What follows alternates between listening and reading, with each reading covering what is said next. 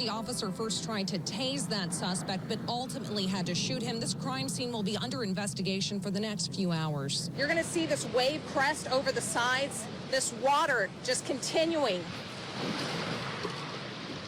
to come up over the edge right now. I mean, you can't make this stuff up. That's couple feet deep, and it's going to continue to roll through this area. One is quickly taken into custody, two escape, prompting the manhunt. An extension cord was also found in the cell, possibly used in the murder. Another employee managed to wrestle the gun away from that suspect, shooting him with his own weapon. It's been 5 days since the initial blackface video surfaced at a sorority house involving 2 students. Today, it was a man walking in plain sight. This violent tornado destroyed everything in its path. It left a trail of destruction across the panhandle until it arrived at this property's front door. This was once a house. Now it's just a foundation, and one neighbor said he saw it coming. This is one of the most haunted places on DOC's campus. They say doors open for no reason, and then spirits vanish into thin air. Well, we still don't know how long the suspect, 28-year-old Alex Tillman, was at the restaurant before he opened fire, but tonight, a new timeline showing how quickly heroes jumped into action. Filled to the brim, the house is a revolving door for victims. The sheriff says when some leave, more keep showing up. It's been about 10 a day since Sunday. During the interrogation, Shorty described a long-term relationship with the teen. He says the two played video games together, talked on the phone, but never had sexual intentions. Police officers say the evidence proves otherwise. A former Metro officer convicted of raping 6 women is denied freedom. Daniel Holtzclaw is serving a 263-year sentence. And a court said no to his appeal today. Our Bonnie Campo joined us with a deeper look into the case at the Oklahoma Court of Criminal Appeals tonight. Bonnie? It was one of the most high-profile cases in Oklahoma City, and it's not over yet. Daniel Holtzclaw's family says he's innocent, and they won't stop until they prove it.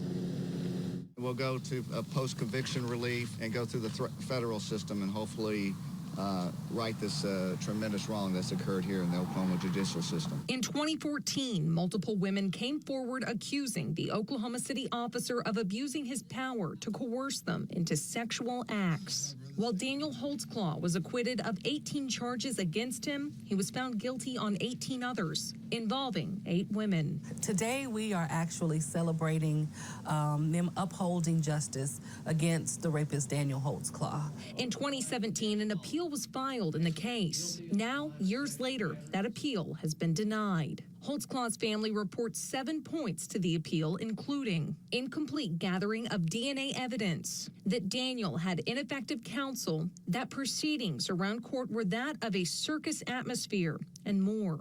We want Oklahoma and the world to know that Daniel is innocent of each and every one of the false allegations against him.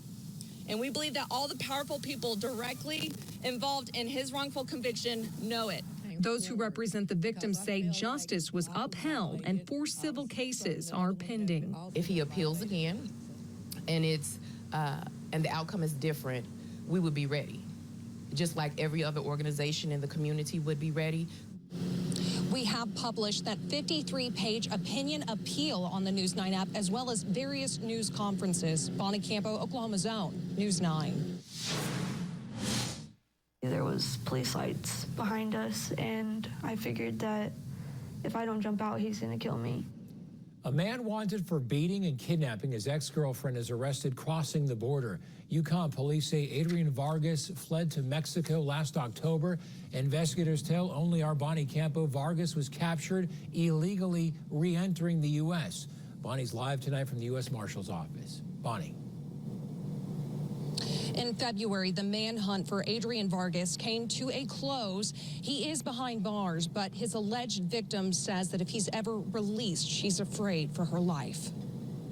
That's when, he just started beating my face in brutally. I was losing vision, and that's when he stopped, and he just started dragging me down my steps, down the street. Alyssa Ruffalo was allegedly shoved into Adrian Vargas' pickup, screaming for help. A witness calls Yukon police. There's blood all over my sidewalk. Officers say chase speeds top over 100 miles an hour. They've almost hit about 3 cars. 19-year-old Alyssa fighting for her life. Ultimately, she says she jumps from the truck. They had to resuscitate me on the scene. Officers say Vargas' vehicle later found in rural Canadian County.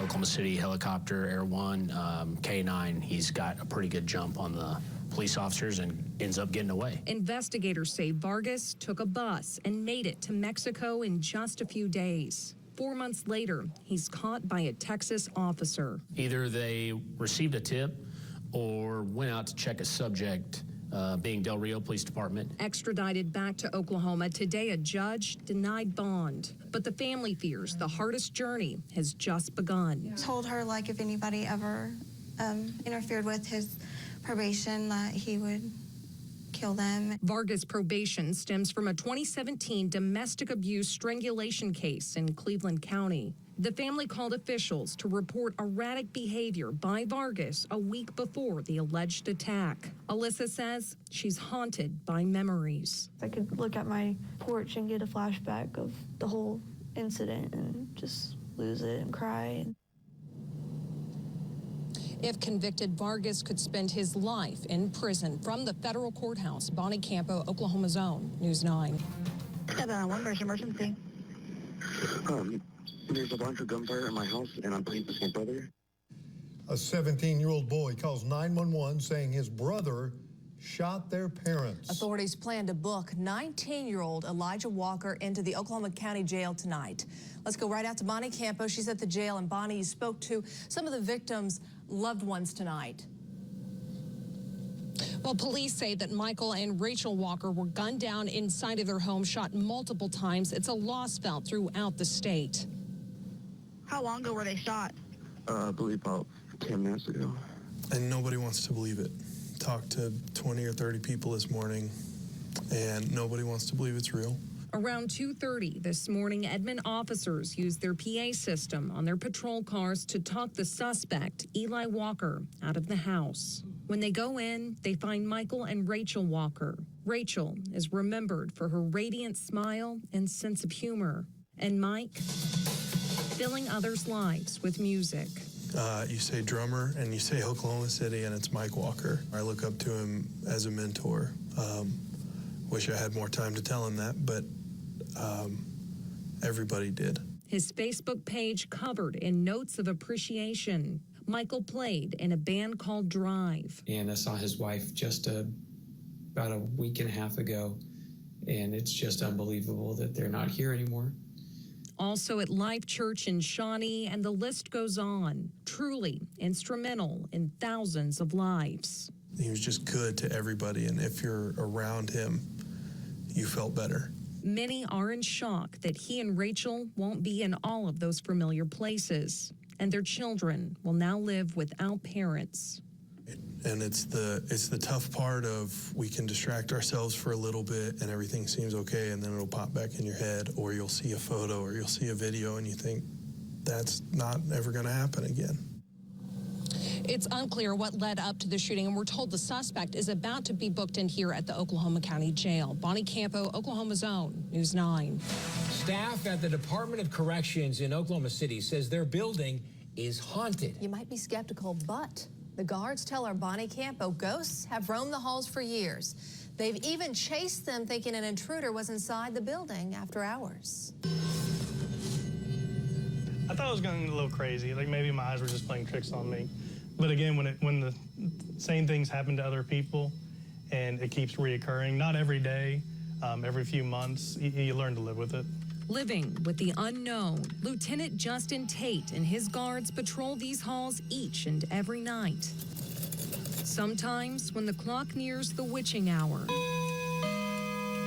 dark shadows shaped like people appear. And you could hear record music playing in here. Tate sits in what was once the old morgue. What is now the Department of Corrections was once the old health department. Before that, it was the Oklahoma Union Soldiers Home, built in 1917. State historians say the building functioned as a retirement home, nursing home, and hospital. Soldiers lived and died here.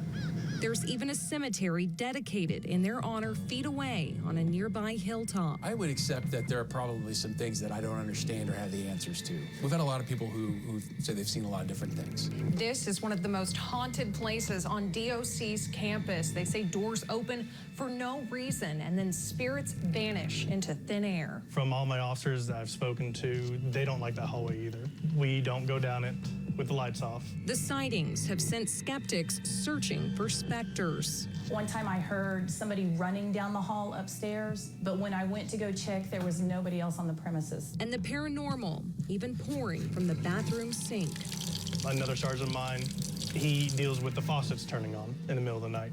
The questions looming on everyone's mind. Who will visit this All Hallows Eve? And will they be up to their old tricks? Bonnie Campo, News 9.